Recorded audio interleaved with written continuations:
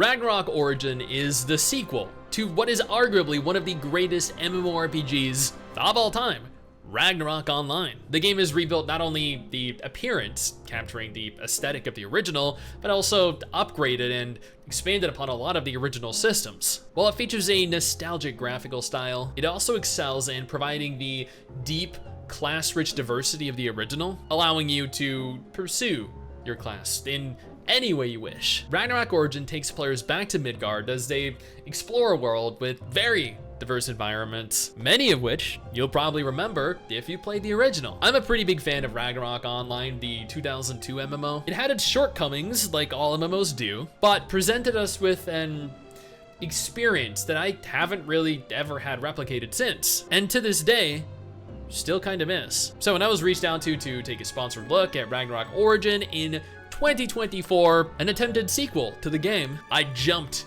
at this opportunity. I would have been an absolute idiot to have passed this up. With this in mind, if you're interested in playing Ragnarok Origin right now, then I urge you to go ahead, click that link in the description and the pinned comment below, then come on over and join me. Ragnarok Origin features a full world to explore at your own leisure. I mean, here we have one of the base towns. I mean, seriously, look how good this actually looks.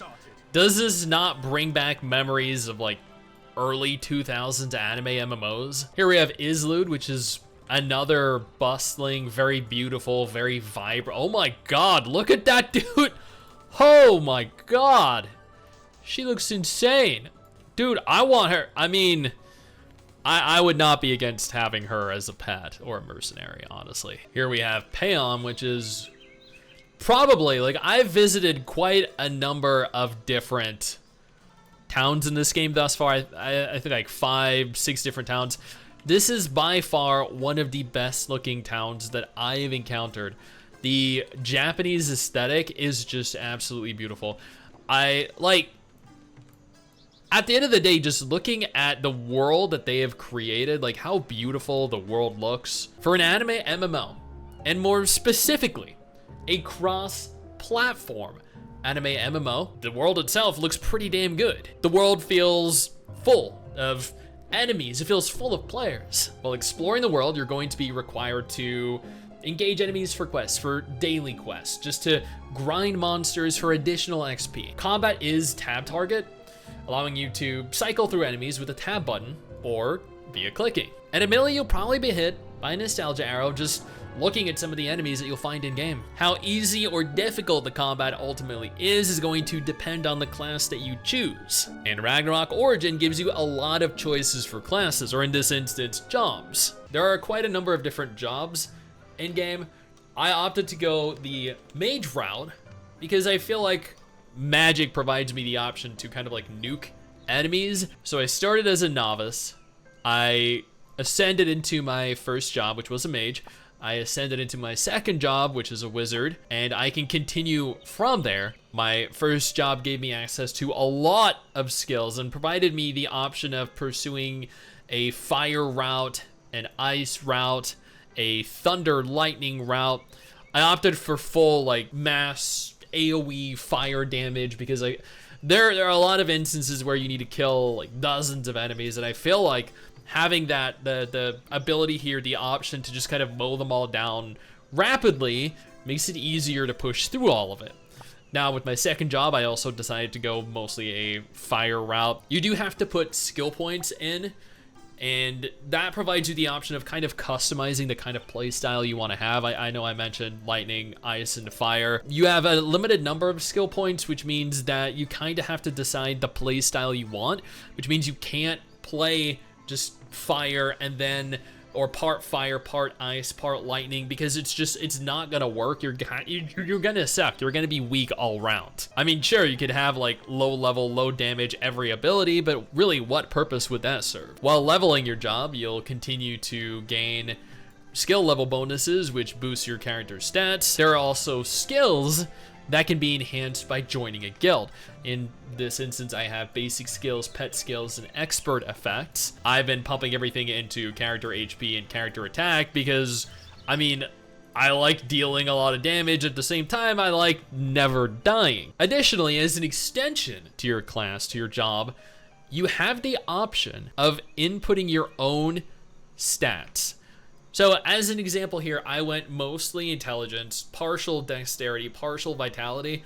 The reason I went for dexterity was because it grants me ranged base physical attack. The reason I went for, and of course hit rate, the reason I went for intelligence was because it gives me magic attack and increases my base SP. The reason I went for vitality is because it gives me additional HP and physical defense. And I felt like I was dying very quickly. And I mean, as an MMO player, I don't typically tend to gravitate towards already pre-designed and pre-designated builds. I like to build my own. It's part of the fun of playing an MMO.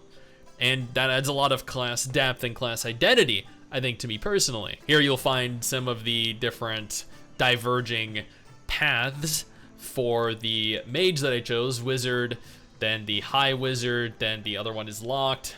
The other tree right now is also locked. Additionally, if you don't really want to necessarily build your own class like I do, there are builds that are present that you can just kind of select, which makes it easier to do. And as noted, there are a lot of classes: mage, swordsman, archer, thief, acolyte, merchant. While you're given a lot of freedom in terms of the kind of job you want to play, you're also presented with a lot of customization options. By now you've no doubt noticed the bouncing soccer ball atop my head. That was an accessory I earned in game. So is this eggshell. So are the really, really spiffy glasses, the circlet. Crafting is also a feature present in the game. You can craft weapons. I actually crafted an oak staff. This took me a little bit of grinding to accumulate all the skeleton bones, all of the animal skins I needed to successfully craft it. This was significantly more powerful than the staff I had equipped. The staff I had equipped was the normal rod. So this made me significantly more powerful. You can craft armor as well.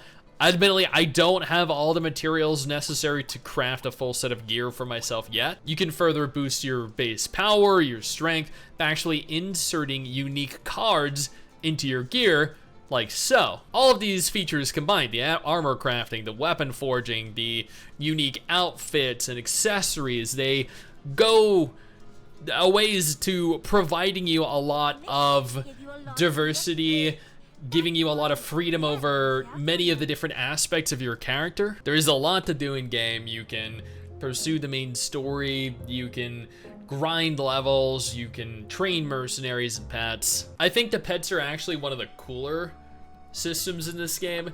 Admittedly, I've acquired some cute ones like the marionette here, like the abyss witch. You can level them up so they increase in stats, so they kind of stick to your level and your power. You can upgrade them. They have their own base stats as well. They do their own thing. Pets and mercenaries are a great addition to the game, especially if you don't have other people to play with, like you don't have other friends. Speaking of friends, there is also a guild function in-game. I've joined a couple different guilds over the course of my time here. There are a lot of benefits to joining the guild. As you saw, there are guild skills, which are going to make playing the game exponentially easier. There are daily benefits for signing in, weekly benefits. There's a guild store. You can actually group together with guildmates, run dungeons, you can run raids. So joining a guild is kind of important. And I mean, at the same time, this is an MMO, right? So it's kind of like a main focal point of playing one. And if you're looking for something a little less stressful, a little more fun, a little more casual, then daily missions offer a lot of interesting and fun little mini games. Ragnarok Origin does a competent job at recreating its predecessor. And the best part, you can play on both mobile and PC. Ragnarok Origin is a solid cross-platform anime MMO, providing players a lot of options to customize their character, a lot of content to consume, either in small doses or in larger game sessions. It has a crisper aesthetic, fully rendered in 3D, a large world to explore, a lot of job depth and identity. Again, I reiterate, if this looks like something that might be interesting for you, I strongly urge you to take a moment, go down in the description and the pinned comment below, and click that link to download the game and join the growing population of players journeying through Midgard.